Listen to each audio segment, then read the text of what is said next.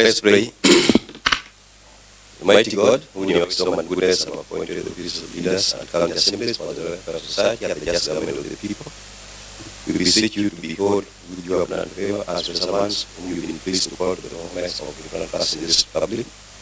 Let your blessings upon us assembly, upon us shall come to our liberation.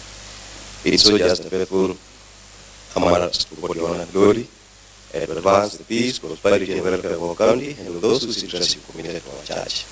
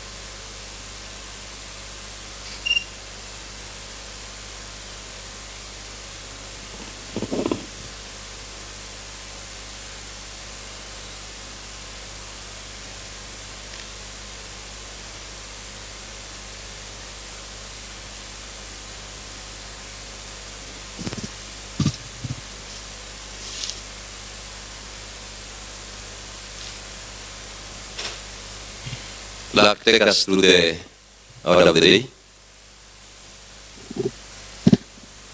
Order paper number 166 of today, Wednesday, 3rd April 2024 at 9 a.m. Order number 1, administration of oath.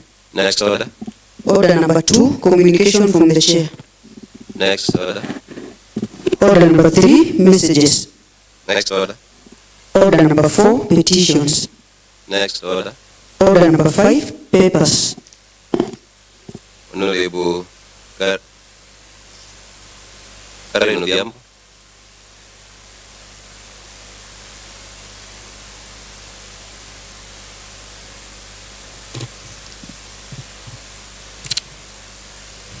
Thank you, Honorable Speaker. That pursuant to the provisions of Orders number 182.6 of the Standing Orders, I wish to table today, Wednesday, 3rd April 2024, a report of Finance and ICT Committee on consideration of the Model Intergovernmental Conditional Allocation Transfer Agreement for the financial year 2023-2024.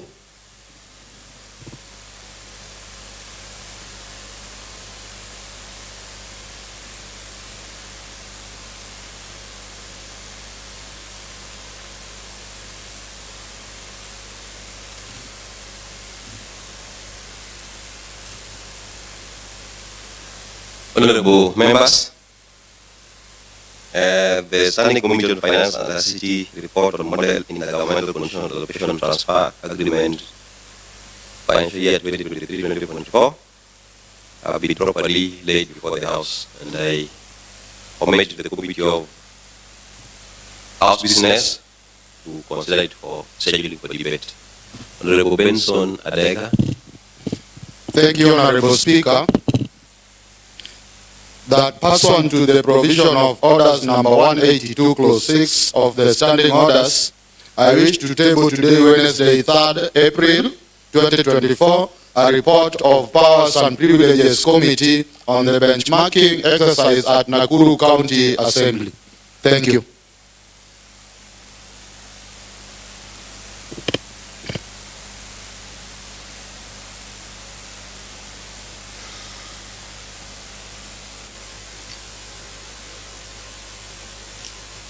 Honorable members, the report on benchmarking exercise with the Sister Committee on Nakuru County Assembly by the Committee on Powers and Privileges is properly laid before the House, and the House Business Committee to consider it for scheduling for purposes of debate.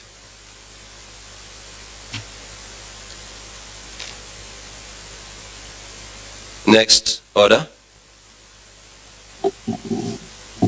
Order number 6, notices of motion. Honorable Benson Adega.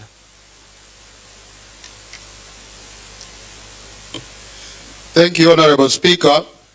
that pursuant to the provision of orders number 45 clause 1 of the standing orders, I wish to give a notice of motion that this House adopts a report of Powers and Privileges Committee on the benchmarking exercise at Nakuru County Assembly. Thank you. Honorable Karen Odhiambo.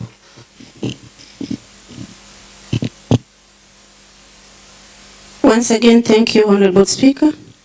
That pursuant to the provisions of orders number 45(1) of the standing orders, I wish to give a notice of a motion that this House adopts a report of Finance and ICT Committee on consideration of the model intergovernmental conditional allocation transfer agreement for the financial year 2023-2024.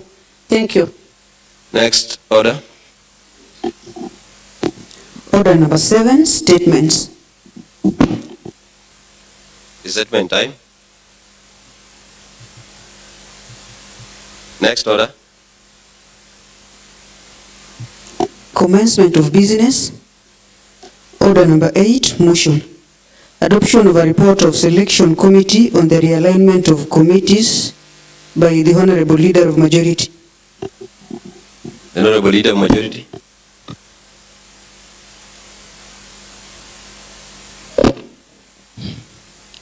Thank you, Honorable Speaker.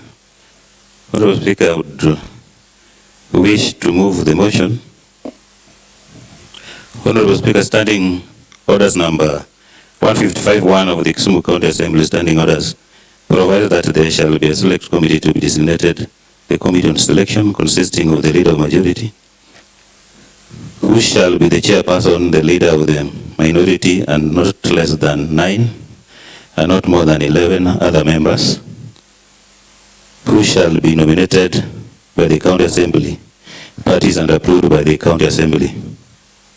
Standing orders number 159 also provides that the County Assembly party that nominated a member to a select committee may give notice in writing to the Speaker that the member is to be discharged from a select committee. The discharge of a member shall take effect upon receipt by the Speaker. The notice under paragraph 1. Honorable Speaker, the County Assembly recently amended all standing orders. These changes resulted to the decrease of membership of committees. Honorable Speaker communicated the same on the floor of the House and thereafter directed the selection committee to initiate the process of realignment of committees to accommodate the changes.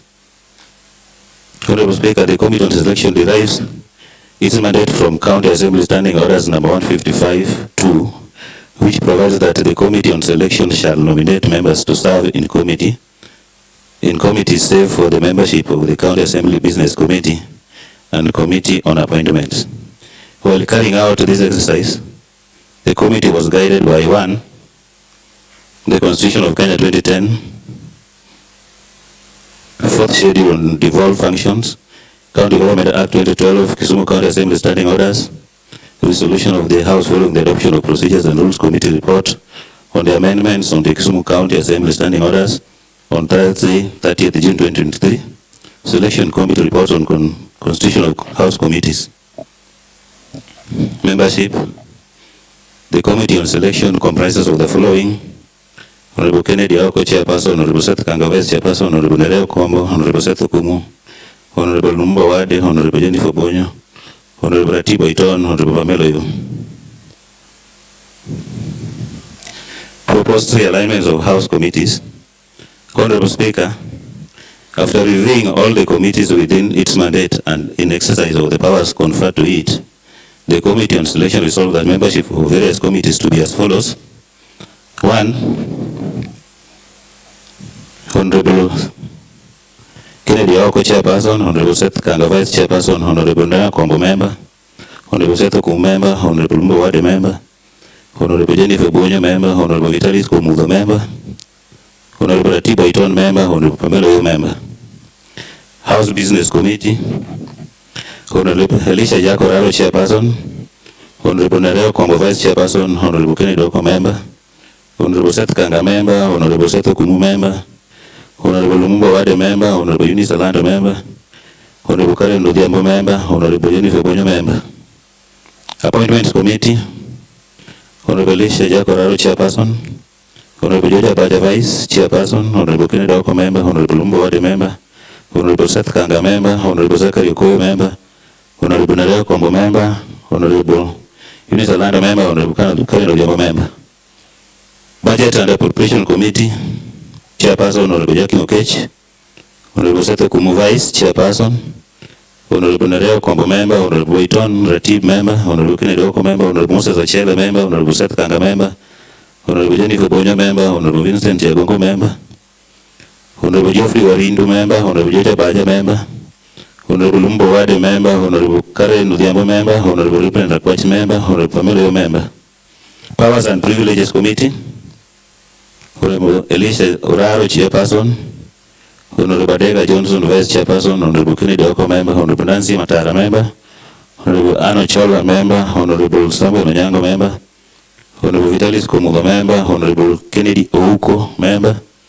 Procedure and Rules Committee, Chairperson Honorable Elisha Oraro, Vice Chairperson Honorable Pamela, members Honorable Jennifer Bonyo, Honorable Nadia Kombo, Honorable Kennedy Ouko, Honorable Seth Kumu, Honorable Mimi Loginga, Honorable Kennedy Ajuang.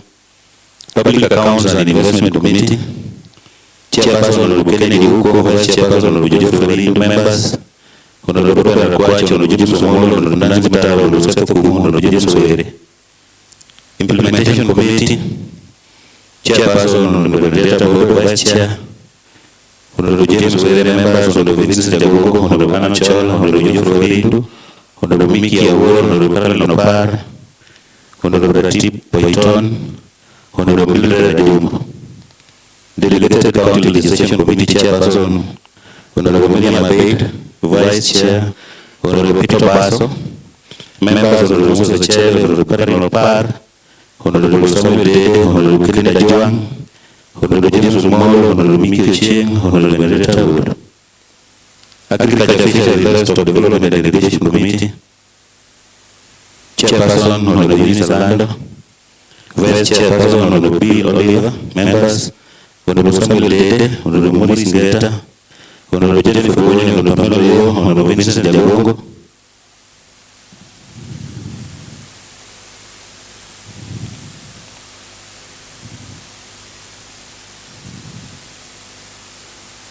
Medical Services, Public Health and Sanitation, Chair Honorable Vincent Jagongo, Vice Chair Honorable Mimi Loginga, members Honorable Seth Kumu, Honorable Jackie Okech, Honorable Nadia Kombo, Honorable Lumbo Wade, Honorable Kennedy Oko. Sports Culture, Gender and Youth Affairs Committee Chairperson Nancy Matara, Vice Chair Honorable James Were, members Honorable Maurice Ngeta, Honorable Zachary Okoye, Honorable James Omolo, Honorable Benson Adega, Honorable Mildred Ajumbo. Lands, Housing, Physical Planning and Urban Development, Chairperson Honorable Waiton Ratib, Vice Chair Honorable James Omolo, members Honorable Seth Kanga, Honorable Moses Achele, Honorable Joachim Okech, Honorable Zachary Okoye, Honorable Georgia Baja.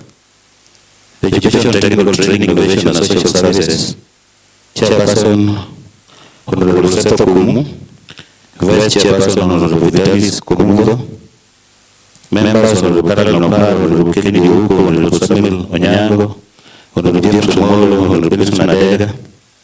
Infrastructure, Energy, Public Works, Chairperson Honorable Robert Akwach, Vice Chair Honorable Ano Chola, members Honorable Seth Kanga, Honorable Georgia Baja, Honorable Jennifer Bonyo, Honorable Kennedy Oko, Honorable Lumbo Wade, Finance and ICT Chair Honorable Caroline Odhiambo, Vice Chairperson Honorable Lumbo Wade, members Honorable Jackie Okech, Honorable Mickey Awuor, Honorable Kennedy Ouko, Honorable Benson Adega, Honorable Georgia Baja. Labor and Welfare, Chairperson Zachary Okoye, Vice Chairperson Kennedy Oko, members Mildred Ajumbo, Honorable Alice Wajeo, Honorable Benson Adega, Honorable Eunice Alanda, Honorable Seth Kanga, Honorable Mickey Awuor, Honorable Mimi Loginga. Jailak, Chairperson Honorable Moses Achele, Vice Chairperson Honorable Robert Akwach, members Honorable Samuel Onyango, Honorable William Abeid, Honorable James Were, Honorable Ano Chola, Honorable Vincent Jagongo. Water, Environment, Resources and Climate Change, Chairperson Honorable Samuel Dede, Vice Chair Honorable Mickey Awuor, members Honorable Mimi Loginga, Honorable Peter Basso, Honorable Pamela, Honorable Walibi Geoffrey, Honorable Maurice Ngeta.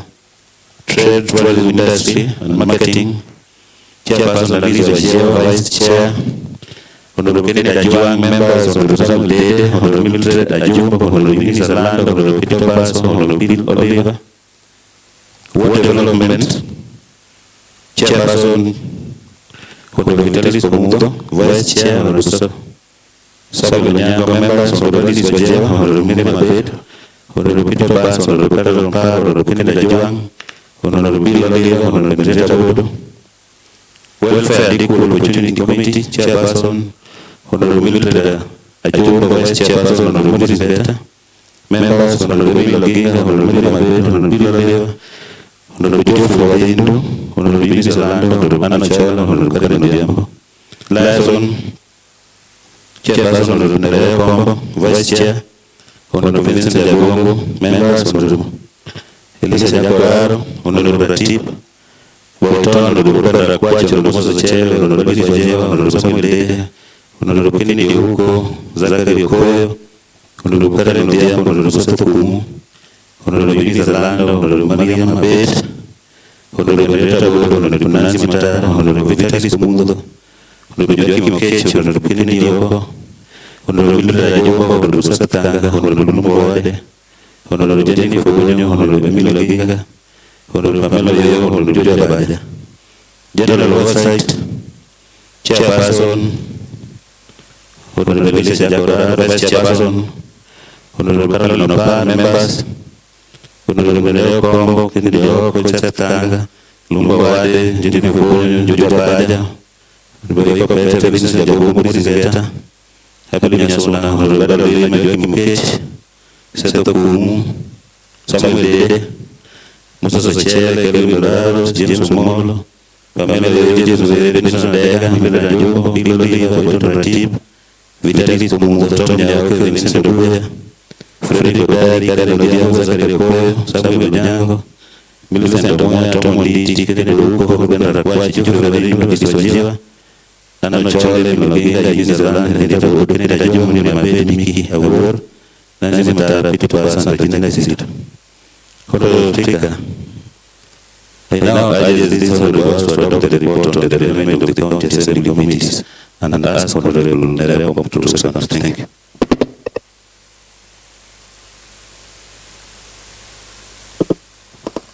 Thank you, Mr. Speaker. Mr. Speaker, I rise to second the motion by the majority leader on the adjustment of the House committees.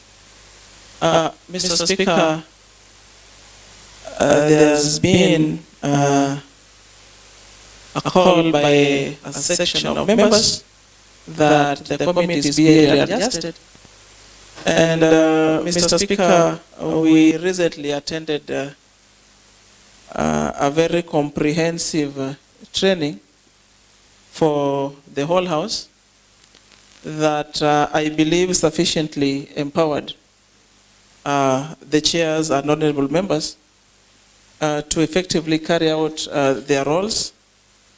And I want to believe that the list that majority has read gives room for readjustments where necessary. And I believe that if adopted, then the committees will sufficiently carry out their roles and the House will sufficiently execute their legislative representation and oversight roles. Mr. Speaker, I second. Honorable members, now that the motion adoption of a report of selection committee on the realignment of committees have been presented by the honorable leader majority in form of a motion, seconded as per our standing order, I want to propose a question. And I propose that the motion on adoption of report of selection committee on realignment of committees is open for debate.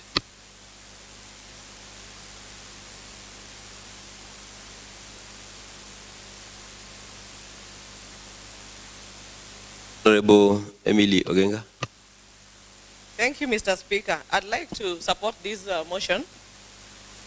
First of all, I'd like to thank your office for taking the whole House for training so that members can be are able to know their roles when it comes to delivering in committees. Mr. Speaker, this realignment, I know it's for the good of the performance of these committees, and I believe that the composition from now going forward will be able to see better service delivery from these committees, unlike before. Mr. Speaker, I know there's one problem that we faced previously, especially on the quorum for these committees. Mr. Speaker, I'd like to urge the House to change the attitude on the attendance of committees, because you find that a committee like Liaison that has about 25 or 26 members, usually getting quorum for that committee becomes a problem at times. Mr. Speaker, I'd like to also urge the members to try and at least keep time also. I know, Mr. Speaker, some time back you tried and added as more time for the committees, and at least now we have sufficient time. I'd like to encourage members to try and keep time in the attendance of these committees. And also, lastly, I'd like to talk to the leadership of this House. From my observation, I've noticed that in most committees where we have more leadership, more of our leaders as members, usually the turnout becomes a challenge, because I know they have other responsibilities. I know we don't really want to talk about this, but it's a very big challenge. Mr. Speaker, I'd like to encourage members, and especially the leadership, to try and at least be there during these committee meetings. Otherwise, thank you, Mr. Speaker, and I support this report. Thank you. Honorable Ken Ouko. Thank you, Mr. Speaker. I beg to support the motion. We need to move on with the operations of the House, and we have to deliver to the people of Kisumu County. This can only be done through our committees, and I commend the majority leader for coming up with the list so that we start work. However, we have some few observations to make because of results. It is sincerely true that the leadership of the House is actually disappointing us, mostly in our meetings. You find that they don't attend meetings, and they belong to our committees. It is always advisable that they show leadership while in the House and in the committees and everywhere, because we value them. They are given responsibility, and they have to do that. Mr. Speaker, I hope my message is home. Point of order, Mr. Speaker. What is the point of order, Honorable Nere? Mr. Speaker, I rise on point of order 89. I just want to request the honorable member on the floor to kindly explain into details, because what he means by leadership. Mr. Speaker, the word leadership is very relative, and when he uses a block term leadership, then I think he even includes the chairs of those committees, because they lead those committees. So I don't know what he means, Mr. Speaker. I just want a clarification on that, because some of us, Mr. Speaker, are very ardent attendees of committee meetings. Honorable Ken Ouko. Thank you, Mr. Speaker. I know some of the leaders don't know their leaders, and they don't know how to lead by example. And they know, when I talk about leadership, they know the people actually we are talking to. I don't think the Deputy Speaker should be worried, because actually she has been attending the meetings. And those who know they don't attend meetings, please pull up yourselves. Thank you.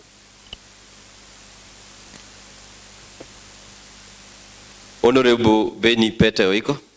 Honorable Speaker, the realignment of committees, it becomes absurd in Kisumu County Assembly since we came to this assembly 2022 August. How many times has the committees been reconstituted? And what is the standing order saying on the reconstitution realignment of committees? If my memory serves me well, this may be the fourth time. And as echoed by Honorable Ouko, there is something wrong with the constitution of these committees. But when you look at it, more punishment is being served on some members. When you look at what is called realignment of the committees. And the question now comes, is that how the assembly should behave? The Honorable Deputy Speaker, DS, has echoed something here, that we were taken for a seminar which was very thorough. And the main theme of the workshop was on power and privilege. And Mr. Speaker, when you look at the standing order of Kisumu County Assembly, the Power and Privilege Committee, the content is seriously mutilated by what was being taught in Nairobi. And that will give the picture why the realignment is being done from time to time. And one key thing that came out from that workshop, Mr. Speaker, don't deny a member his benefit. For those who are keen on the content of the workshop, don't deny a member his benefit. What constitutes denying a member his benefit is what is being done in this assembly by realigning committees from time to time. And this assembly has gone on record on that. And a day will come when facts will be put on the table. Another thing that I am wondering, since you came to this, you were made the Speaker of Kisumu County Assembly 2019, the Committee of General Oversight, I don't think had been removed from the standing order. And it looks, when the committees were being constituted, it was omitted intentionally. And now, as an afterthought, it is being brought back, and that is where all the members are being heaped into. It is good. Some leaders are making decisions. But these decisions you are making, how much better are they going to serve you as an individual, as a leader, and the other elected leaders in this assembly? Mr. Speaker, there is the Kenyan Constitution. There is the party constitution and the assembly standing orders. Which one supersedes the other? Let us be sincere when we are handling matters of this county assembly. Thank you.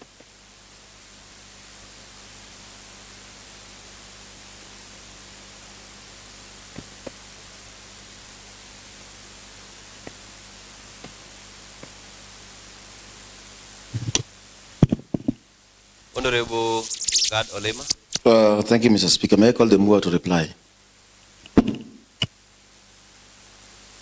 Honorable Leader of Majority. Oseth, you were not studying. I gave some time. So, Honorable Leader of Majority, it's your time.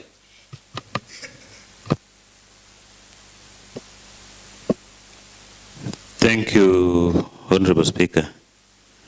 May I take this opportunity to thank the members that have contributed, including Honorable Gado Lema. I want to start by saying that we had a training in Nairobi, as was mentioned by Honorable Nerea, and we had a comprehensive training on how we can carry out our committee work very effectively and efficiently. And I want to agree with her that a committee is not for the chair, a committee is not for the members. All members of a committee have the responsibility to make sure that their committee works. Again, Honorable Emily Oginga, I want to agree with both Honorable Emily and Honorable Kennedy Hook about the leadership in various committees. You've been mentioned, and with the exception of a few like Honorable Nerea, let us try to attend committee meetings, because when we miss, then there will be lack of quorum. Honorable Speaker, my friend Honorable Oiko Pete mentioned that this might be the fourth, but I want to confirm that I think this is the third. And the alignment is not based on any punishment. I think members should not look at me as Kennedy Ooko. I'm standing in as the majority leader, and I consult before we make these changes. So it is not an individual decision. It is not my decision. And it is good that Honorable Oiko Pete mentioned about the constitution and the standing orders. And I think placement of members in various committees is entirely on the party. And we've mentioned it severally, that loyalty to the party is paramount when it comes to placement in committees. And we have shared this, and we know. And I want to believe that there are even members who changed their loyalty back to the ODM party. And after consultation, I think you've realized that they are in a number of committees based on their loyalty to the party. So being loyal to the party is not something that you hide. It is something that if you do, then you are in the public domain. So I want to urge all members to support this report and approve it. Thank you very much, Honorable Speaker. I reply. Honorable members, now that the motion and adoption of a report of selection committee on the realignment of committees as moved by the Honorable Leader of Majority, seconded by the Honorable Deputy Speaker, Honorable Nerea, I now want to put a question. And I put that as many of the opinion that the motion on adoption of report of the selection committee on the realignment of committees be adopted. Say aye. As many of the quoted opinions say nay, the ayes have it.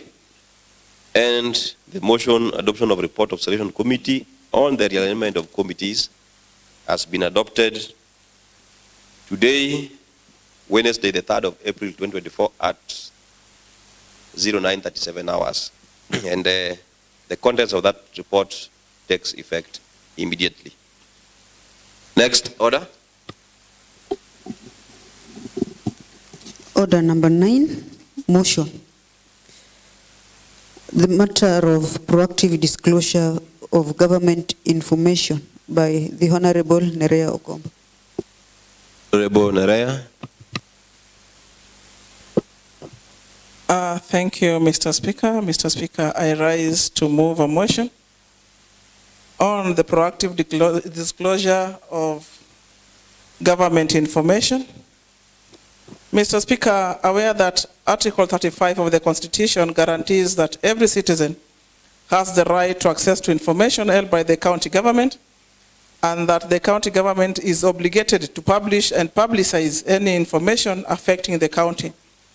Noting that the Constitution articulates two sets of obligations of the county government in regard to the right to information, that is, the obligation of active transparency contained in Article 35(3) of the Constitution, which imposes on the county government a mandatory duty to proactively publish and publicize information affecting the county, and passive transparency obligation contained in Article 35(1), which imposes an obligation on the county government to ensure access to sources of information, including information held by private persons, where such information is necessary for the protection of rights. Acknowledging the Constitution read together with Kisumu County Access to Information Act 2015, therefore establish a duty to disclose information to citizens and general members of the public, except for those sets of information which are exempt from disclosure as per the law. This duty obligates the county government to publish and publicize information as widely as possible, especially that which is significant of public interest. Further acknowledging that in order to fulfill the duty to disclosure of information, established in the Constitution Access to Information Act, the county government must establish an infrastructure of open and transparent disclosure within the legal, operational, and other practical considerations that are necessary to preserve the interest of the public and other stakeholders. Deeply concerned that the county government is yet to fully implement sufficient proactive disclosure of information by its public officers in a publicly and electronically accessible format, and is still marred with unclear procedures established to guide requests by the public and lack of resources to foster proactive disclosure of such information.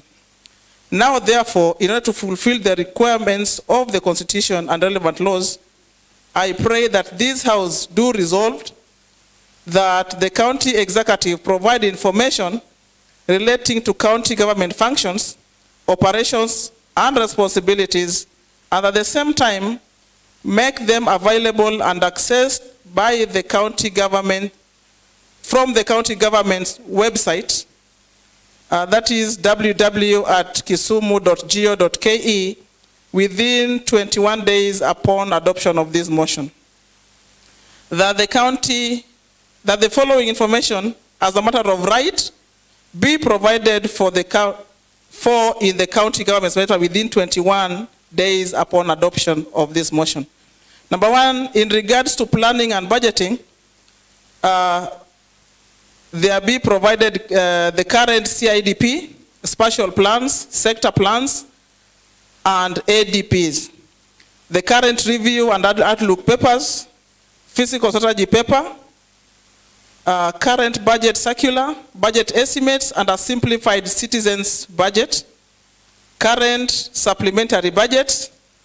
In regard to implementation, county procurement plans, tender documents, tender results, including final contract awards, performance contracts, performance management plans, and county legislations and regulations. In regards to monitoring and evaluation, county quarterly budget implementation reports, quarterly and annual reports, financial and non-financial, and thirdly, periodic performance appraisals. As regards to evaluation and review, reports on Office of Auditor Generals and corrective measures adopted by the county, mid and final review of CIDP implementation, and county assembly, committee, and house reports. That the county executive, through its departments responsible for matters related to access to information, to formulate an access to information policy to address matters related to procedures for the consideration of the following issues affecting access to information. Number one, disclosure of information. 2, access to information application process. 3, processing of information request and response timelines.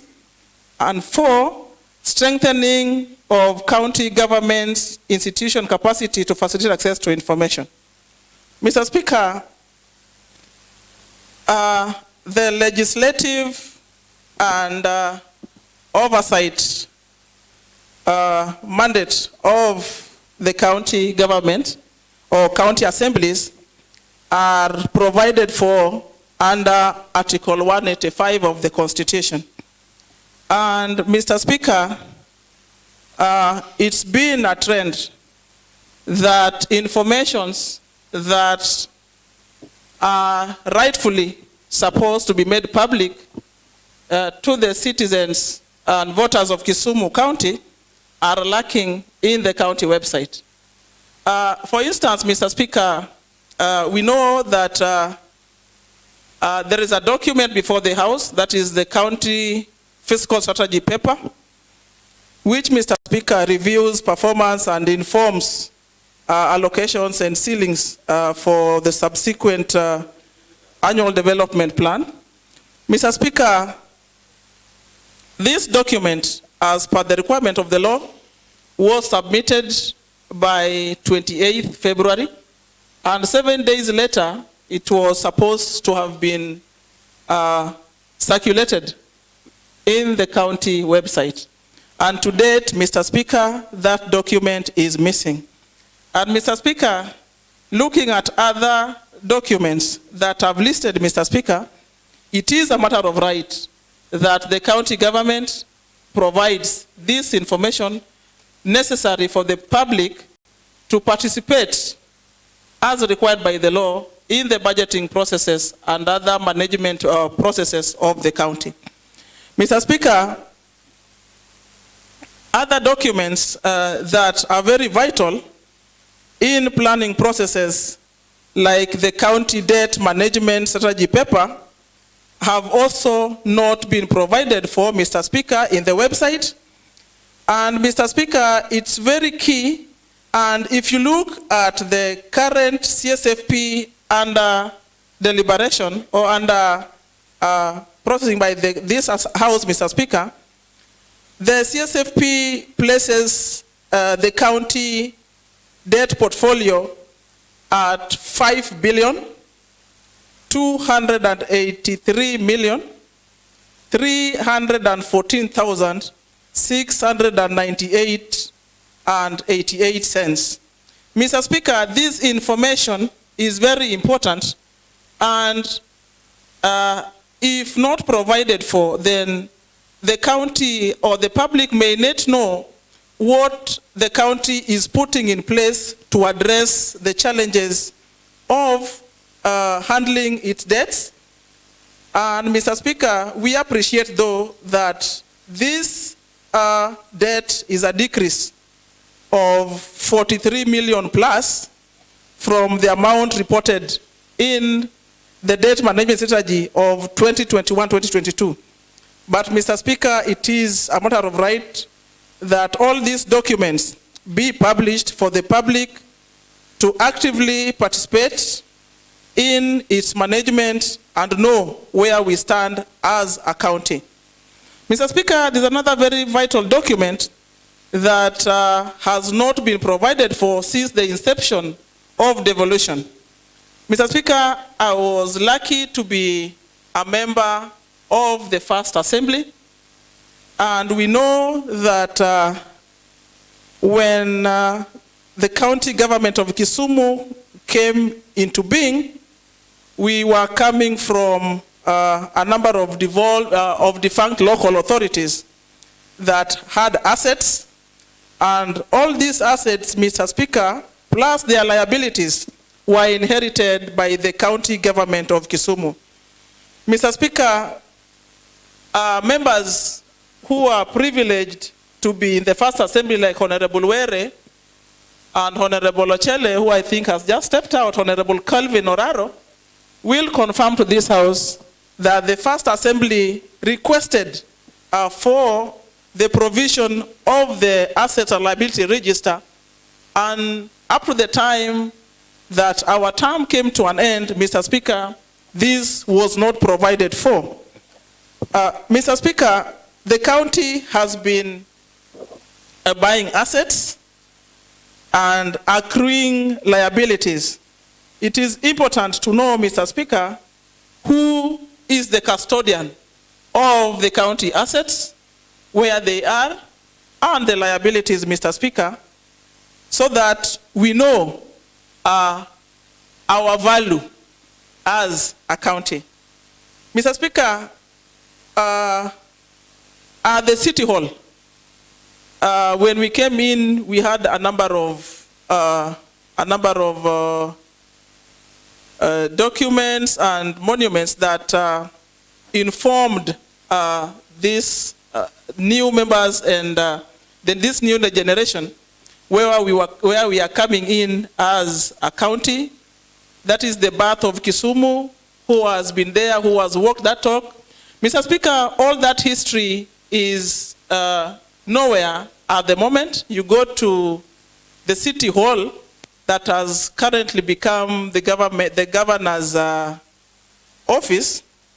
And Mr. Speaker, we are not aware where all that information is, and it is just important that we are made aware so that the history of this city and county is not lost.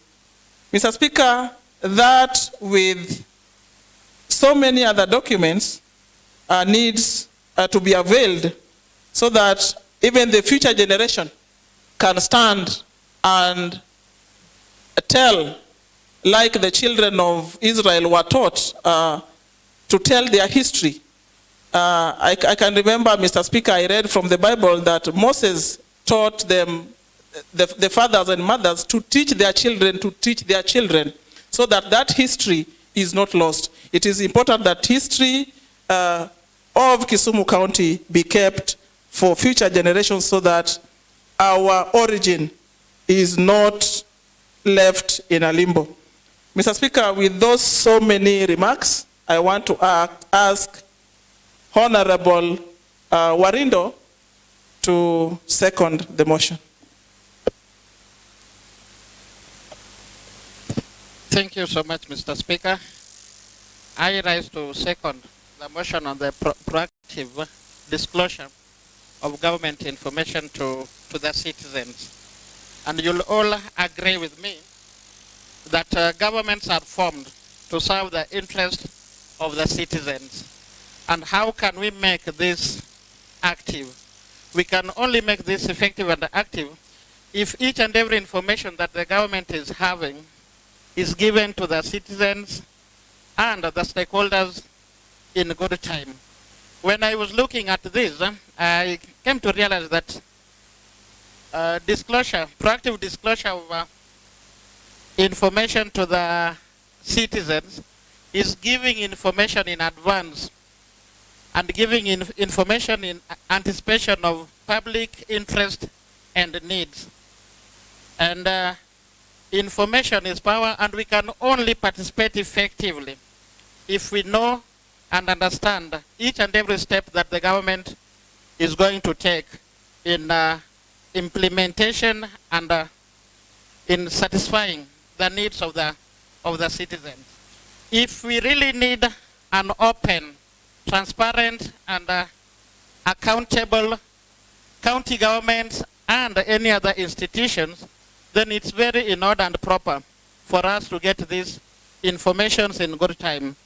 And you'll all agree with me again that if you take a case in point, most of our public participations have not been conducted actively and effectively, because when we go there, that will be the first time that the citizens that are there will be getting the information that they need to discuss. And you'll agree with me that in many cases, we just perform them for formality purposes, because you cannot discuss, you cannot participate, and you cannot be fully involved if you don't have the prior information. And I want to believe that if this is going to make a difference in whatever we are doing in the county, then let us really support this motion. I beg to second. Thank you. Honorable members, now that Honorable Nerea Okombo, MCA Manyatabi, and Deputy Speaker has moved a motion on the matter of proactive disclosure of government information, seconded by Honorable Warindu of Miwani Ward. As per our standing orders, I want to propose a question. And I propose that the motion, the matter of proactive disclosure of government information, as moved by the Honorable Nerea Okombo, seconded by Honorable Warindu, is open for debate. Honorable Beni Peter Weko, Kabonyo Kanyagwal. Speaker, sir, this is a very important information to this assembly. And this assembly that is the eye of people of Kisumu country, to take this seriously and stamp the authority on both the executive and the county assembly. Information is power. When people don't get correct information, what will people do? Nothing. People will start speculating, which is should not be the order of the day. Mr. Speaker, sir, I beseech our members that we pass this and make a very strong follow-up and tell the executive that we want information availed to the public so that the public will understand what their government is doing, so that the public will understand what oversight role is being played by the assembly. This is why members of Kisumu County are in darkness. Like Mr. Speaker, sir, last week on Tuesday, when Huduma Mashinani was held at Tomboya Labor College, members of the public who were there were left wondering what kind of government we have. A lot of information was told to them, but when they wanted a point of reference, was not there.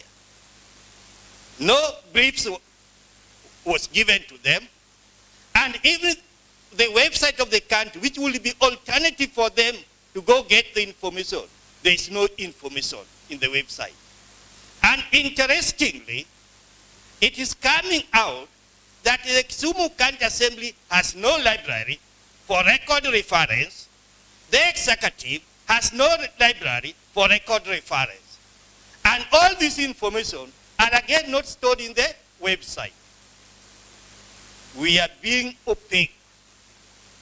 Let us be open to our people so that they access all the necessary information that they should have. And Mr. Speaker, from my own experience, I have observed this. When we go for public participation, we follow the one of the executive, and the assembly follows. The documents do not tally. And I thank the owner of the motion to have done a good work for this country. When you are keen on the documents from the executive and the ones brought to this assembly, they don't tally. And another example, honorable members, last year when we passed the budget here, I stood up and complained that we were being taken for a ride. And what happened when the approved budget came up? The figures were different. Some wards were favored. Because when you look at the budget that was passed here, the instruction was every ward was going to get 20 million. There are wards that got 78 million, over 60 million, over 50 million. So you wonder, what kind of government we have? And what kind of assembly? What do they pass? And once they have passed a document, do they make a follow-up of what was presented to them? Or these things are just brought to us here for the sake of it? We must be keen on the document. I've also given you an example here of the standing order of Kisumu County Assembly that is highly mutilated. We must be keen on the records presented to us in this assembly. And the public must also be well informed so that we don't beat about the bush. You know what the government is when you are not keen on the government. Honorable Orego and other politicians several times have told people the government eats its own people. Even here, we shall be used.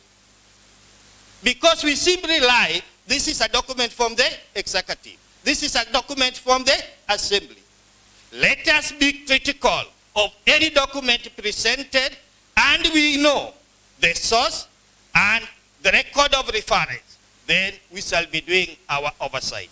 And once we pray that a document has been brought, we just say yes, we shall be a laughing stock before our community. And in the long run, we shall leave behind a very poor history as legislators.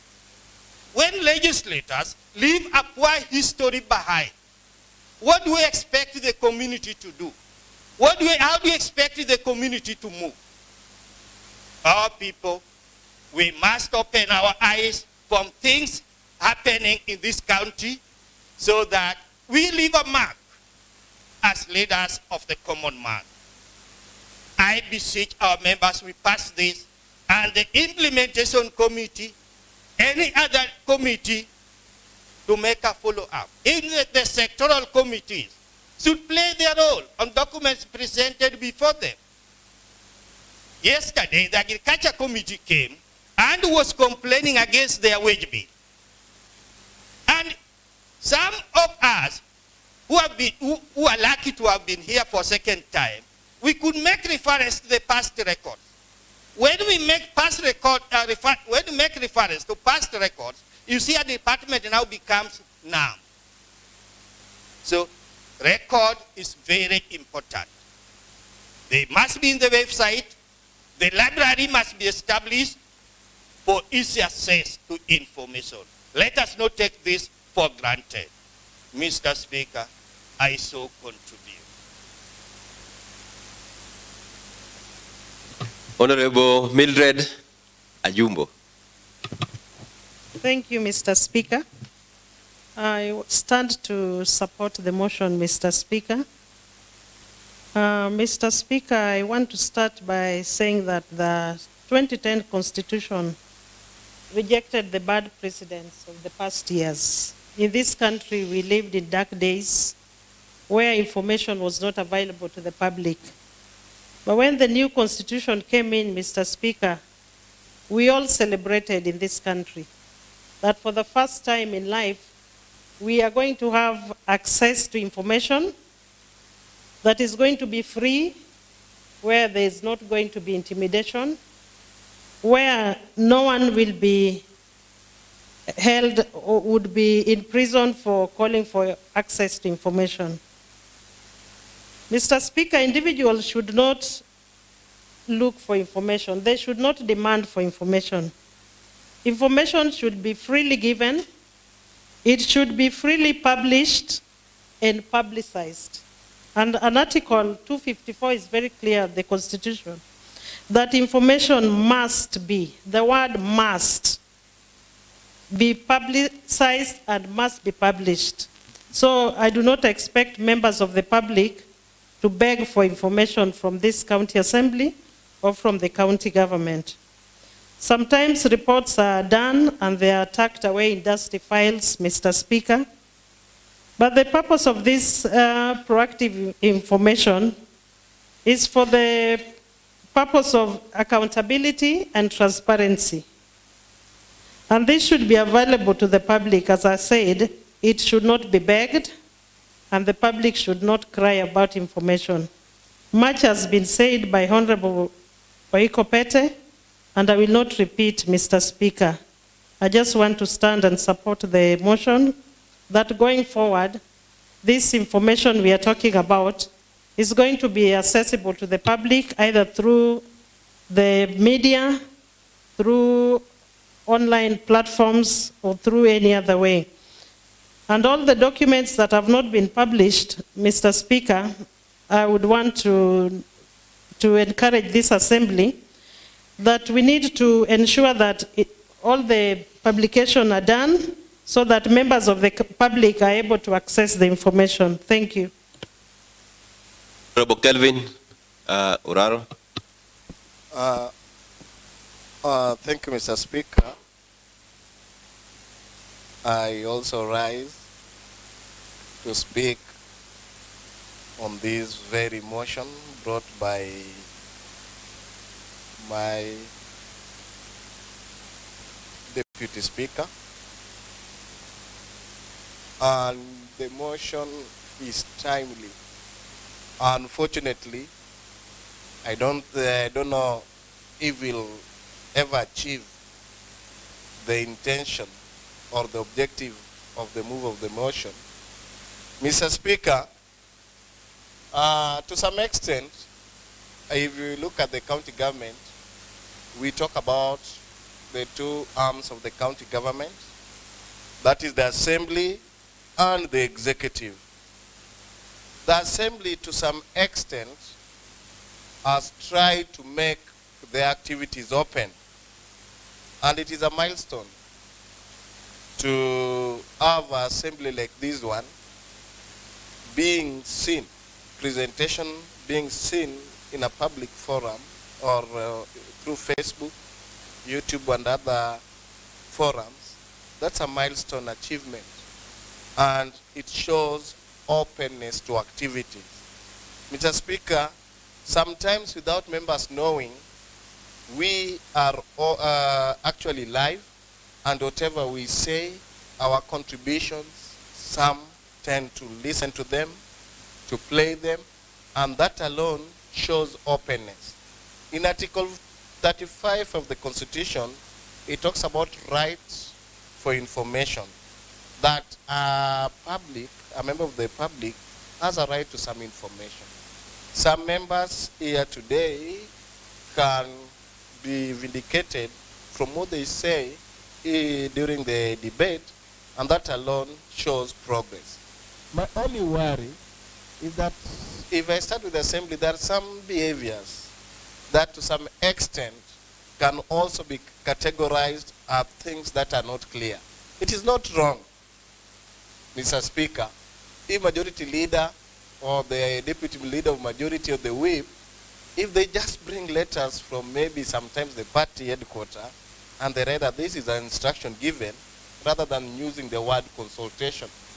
To some extent, you might rule, you might lead, and you might think that's the best way of using your ways of negotiating behind the curtain, but sometimes it is always advisable that some of the things that we need is documentation, so that with the documentation and with any letters of corresponding and any requirement that is needed are always tabled to your office.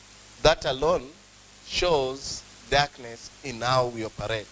Moving forward, Mr. Speaker, the motion brought by the Deputy Speaker, Honorable Nereo Kombo, tries to talk about the executive and periods of executive tabling other very important documents. And to ascertain the importance of document, there is also the complaint of differing documents at the end of the day. We do public participation, and the office organized, the assembly office organized so well so that each and every ward had a public participation conducted.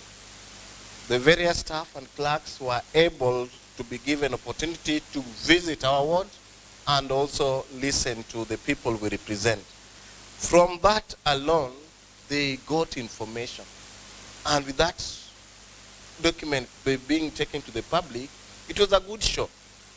The only unfortunate part about that, it's some of the content that is taken to the public, at the end of the day, you realize that they don't actually represent the real thing. When you have documents that are presented to the public in the name of the executive of the county government, then at a later stage, you realize that that information that was relayed is not right. That alone is against Article 35 of the Constitution. Mr. Speaker, my worry with the motion brought by Honorable Nerea, and I think proper research should be done, is that the area of which she wanted us to tackle mostly, like the area she mentioned about the assets and other things, that totally should come as an independent motion, and a committee related to that, like public accounts and investment, should be given the ability or through a question to establish the assets that we have as a county. And with the report of the committee or that committee, then it will become official from that tabling alone. Information can only be relayed when you want it. To some extent, there are other information that are known as confidential information. The confidential information can be categorized so that as assembly we know which information can be regarded as confidential information. You can find some letters written top secret, being that this information should not reach the public because of 1, 2, 3, 4 things. So in the process of trying to come up with a motion and access to information, then a process should be followed, and there are issues that should be regarded. There are issues that should be passed through this assembly to show information that the executive can be compelled to put as an information for the public to consume. But there are other information that can be left for the assembly to consume. as top secret information. With that, Mr. Speaker, I support a motion, but another motion, or if not a motion, through a question or statement, we should come up with different categories so that you achieve what you actually wanted. The issue of assets, the issue of liabilities are very serious issues, and there's a way we need to tackle that as an assembly, because assembly enjoys the privileges of getting raw information from the executive by compelling them by virtue that the Constitution has given us the power to follow on that. With that, Mr. Speaker, I rest my case and I support my sister to continue on that line so that our assembly is given opportunity to learn and to know many things that we don't know. Thank you, Mr. Speaker. Honorable Zako Koyo. Thank you, Mr. Speaker. Mr. Speaker, I beg to rise to support the motion brought by Madam DS. Mr. Speaker, since my colleagues have spoken and I wouldn't want to repeat what they have said, allow me to just to borrow some few words which they have used, Mr. Speaker. Mr. Speaker, indeed, communication is so important to the public and even to the honorable members. It is well said that information is power. Mr. Speaker, let me start by appreciating what the Assembly is doing by making the Assembly live, and I believe the general public and almost everybody is aware or can follow what Assembly is doing. And this has made us, has given us an easy task. The general public rarely ask what we are doing because they can follow and they know. But Mr. Speaker, this is not happening in the executive. Mr. Speaker, I was privileged yesterday to join the sister committee, JLAC, when they were meeting the governance, when they came up with the CFSP. Mr. Speaker, the communication agenda rose, and as a friend of the committee, I felt I wanted to know why the communication from the executive is not reaching the general public. Mr. Speaker, this is, I think, our undoing, because we need to give the general public to know what the government of, county government of Kisumu is doing. Mr. Speaker, the general public rarely know the members of the executive. When they want to know anything in the government of Kisumu County, they will ask either the MCA or if they can reach the governor, because these are the people they voted for. But if our members cannot know whatever is happening from the other side, then I think, Mr. Speaker, we are also being duped. So, Mr. Speaker, I would ask the members to support this motion, because it will help us to relay what the members are aware it's happening in the Kisumu County government. Mr. Speaker, I beg to support. Thank you. Honorable Ken Ouko. Thank you, Mr. Speaker. It is very important. Information is power. And more so to members of the County Assembly, who the citizen of Kisumu County depends on many informations, including from the national government. Mr. Speaker, at times we feel so bad when we go down there and we are asked matters of national government. We can only answer this because people have a lot of trust on us if we have information. And it should be accessible. The most important thing, it should also be timely. It must also be accurate. and verifiable information. It is important that we go down there with the complete information. Even our people should be getting complete information. We have to commend the Assembly for having taken the House live many a times and giving the right information as it is in the Assembly. And for us, so that we can question the executive on this, we have proved that we are free with our information, so that there will be no name calling when we ask this. It is also important that although I did not go through this earlier enough to know whether we have an act, and I hope we have the speaker, and if somebody wants to, we should talk to the speaker, unless the speaker has left the seat. Yeah. The most important thing is application and implementation.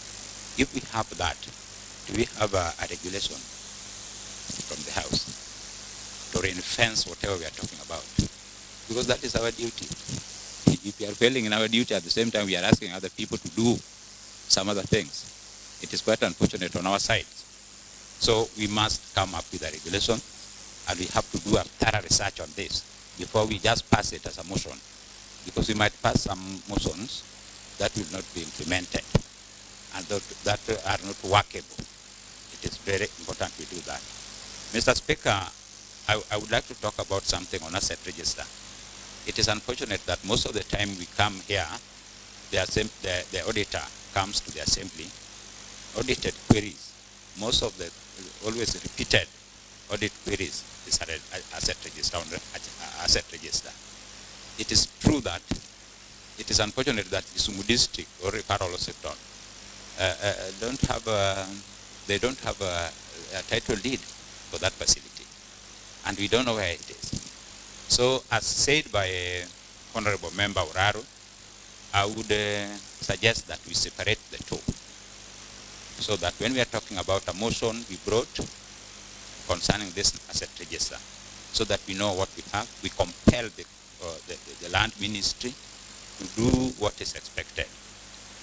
Mr. Speaker, we are also very sorry that it was disclosed in this House that the equipments in the hospital, they don't have any register concerning the equipments. Remember the theft case and such kind of things you expect. It is quite enticing because those are expensive equipments. Those are some of the experiences we have. And it is very important that we get the right information. Just as I said, it should be timely, it should be accurate, and verifiable. It is very important we do that. That is now when we will be called and appreciated on the kind of oversight role we are doing. Thank you, Mr. Speaker. I support the motion. Honorable James Were. Thank you, Mr. Speaker. Mr. Speaker, this motion is timely. And Mr. Speaker, we know it is the right of any government to provide key information to its citizen. Mr. Speaker, many a times we have been embarrassed when we attend government functions, important functions, like public participation, where sometimes they only select what they want. They only select key information that they want the public to know. Mr. Speaker, every single information should be provided for our people to be aware. All those important documents that form basis of the services that our people get should be provided for. And Mr. Speaker, it is the duty of that government to communicate that information to its citizens. So I support that we put our authority, we stamp our authority, put much effort to ensure that our people are provided with the key information. Mr. Speaker, let us make our county website very busy so that our people, whenever they want a document, they can get it. Wherever they want government, important government information, they can get it. So that they don't think that every single information should be gotten from the MCA. When we get to our offices on Friday, Mr. Speaker, you find that the public, they think those information they can get from our offices. Important government offices, information, I think our people should be getting them easily available at our county website. Otherwise, Mr. Speaker, I beg to support. Thank you. Billy Ogenga. Thank you, Mr. Speaker. First and foremost, I want to support this motion because, you know, access to information is key, and it's enshrined in the Constitution under Article 35.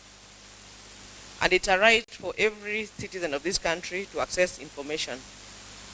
Mr. Speaker, I'd like to support this motion because it's timely and it's come at the right time, because as we access information, we are able to, as we access information, we are able to know exactly what is going on, and also we are able to correct all the wrongs that are going on, if there is, that is, because, you know, the evolution is still a new thing. Mr. Speaker, as we talk about access to information, my fellow honorable members have really given very good deliberations on this access to information.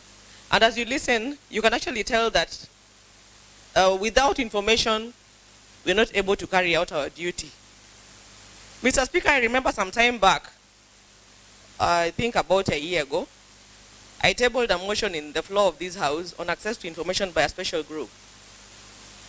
In as much as we are crying that we're not able to access information, but this is just a particular section of information that we're looking for. But what about those who are not able to access information at all, Mr. Speaker? Do you know what they're going through? Because up until now, we are carrying out our business each and every day, but we are still denying a section of citizens of this county information. Mr. Speaker, I'd like to request your office to actually sit back and think about this and see what we can do. And Mr. Speaker, as I finalize on this, I'd like to thank my sister, Honorable Nerea, for having brought this to the House. And if possible, if we can actually fill in the gap, because I'm just learning that we have a bill on access to information. But if we can actually push the executive so that we are able to get regulation, so that we are able to ensure that each and every citizen of this county is able to access information at the right time. Otherwise, thank you, Mr. Speaker, and I support this motion.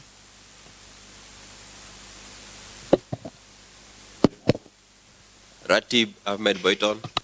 Thank you so much, Mr. Speaker. Mr. Speaker, I also want to support the motion on the floor. Mr. Speaker, just as has been said, that information is power. That is very true. Information is power. Mr. Speaker, I want to thank the Assembly, because what business that we take in this House is always in the public domain. And we also want to encourage the executive to follow suit, that all the information that they have as a county should reach the public at an appropriate time. Mr. Speaker,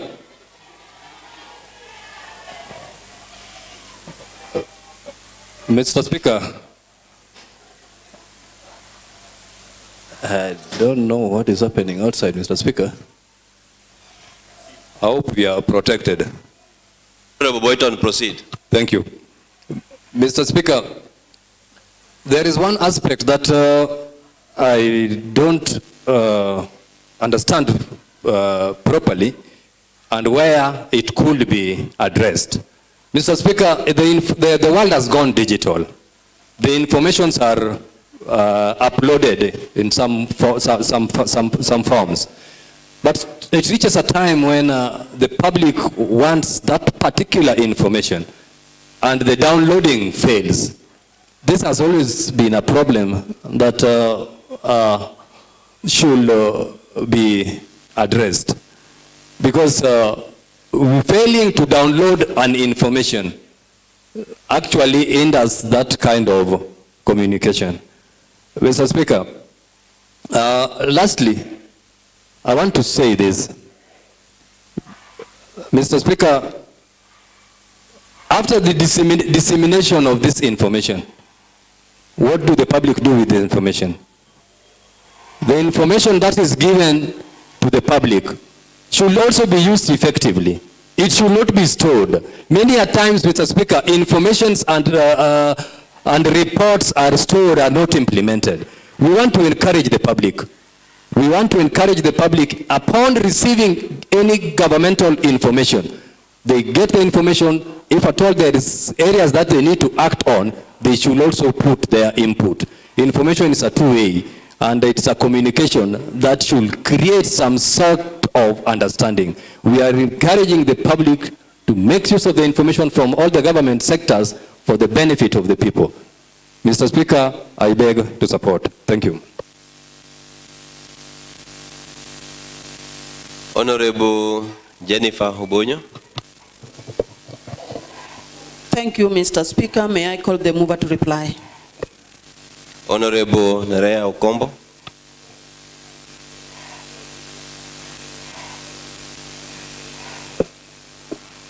Thank you, Mr. Speaker. Mr. Speaker, I want to thank the honorable members for positively debating and supporting this motion. Mr. Speaker, a number of members, Honorable Benny Pete Oiko, Honorable Ouko, Honorable Kevin, have all shared their concern over the opaqueness and inconsistency in documents presented for ventilation by the public and that which is presented to the County Assembly for consideration. Mr. Speaker, omission is another key area that members have noticed. And Mr. Speaker, it is therefore very important that any document and all documents that the county government presents to the public for ventilation and the County Assembly for consideration be ratified and duly stamped for ownership by the publishing department. Mr. Speaker, I have a privilege of sitting in the budget committee, and when we were considering the supplementary budget estimates, we saw a number of CEC members disowning their own reports, a document, Mr. Speaker, that had passed through the cabinet, and you wonder whether the CC members are the same members that sit in the cabinet. Mr. Speaker, Honorable Ajumbo also echoed the sentiments of Honorable Oraro on the need for openness and transparency in the matter in which the county is governed and managed. And Mr. Speaker, their members are also concerned that the matter on a county assets and liability register is very key and has been long overdue, and therefore a comprehensive inquiry need to be undertaken to ascertain the net worth of Kisumu County.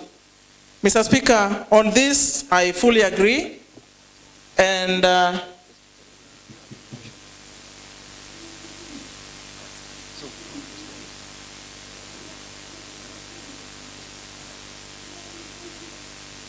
thank you. Mr. Speaker, it has been a concern by members that the matter on the county assets and liability register is very key, that cannot be sufficiently addressed by a motion on just asking for that information to be published in the county website. And therefore there's a common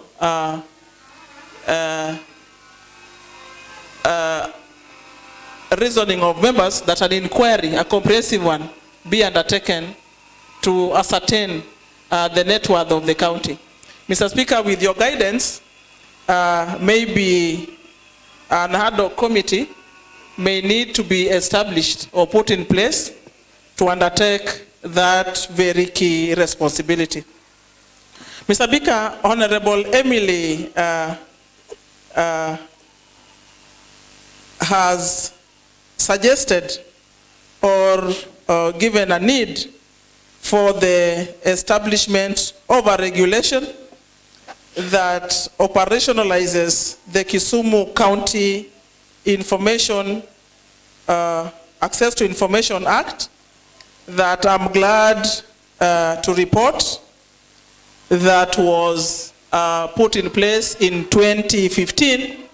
And honorable members, I want to say or gladly say that I was the sponsor of that very bill that became an act on the 4th of August 2015, and whose commencement officially began on the 31st of December of 2015.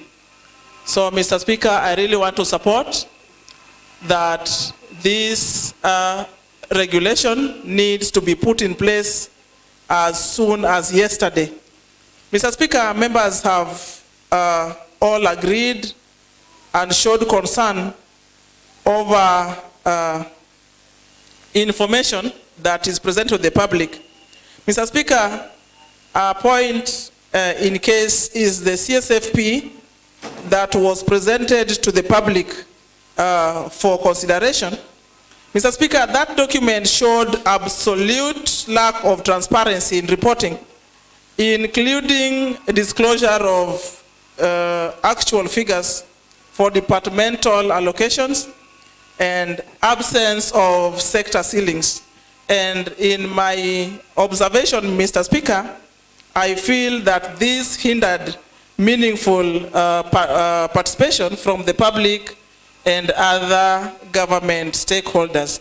Mr. Speaker, this information is key, and I want to thank the members for considering this motion, and I hope that the implementation committee will follow if adopted and ensure that the prayers of this motion, Mr. Speaker, are implemented by the executive. Mr. Speaker, I reply. Honorable members, now that a motion on the matter of proactive disclosure of government information was moved by the Honorable Nerea Okombo,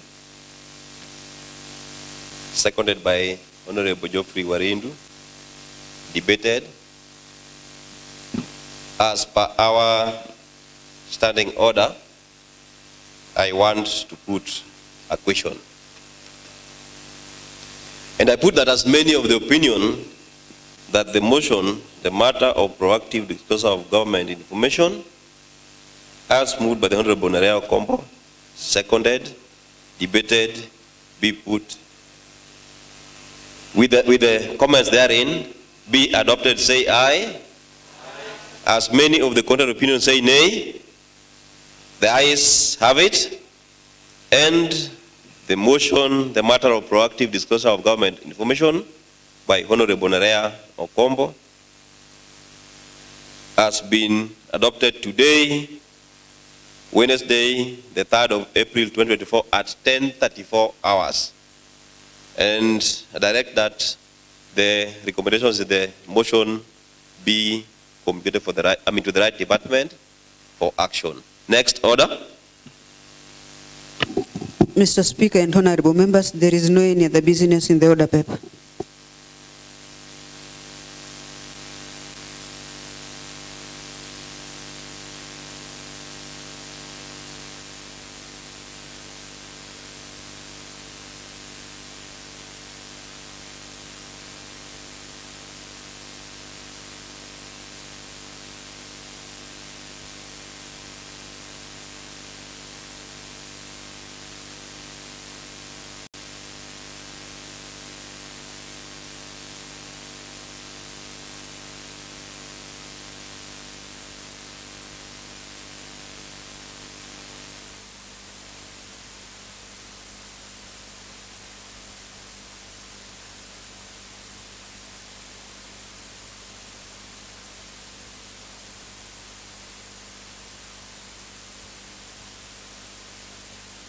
Honorable members,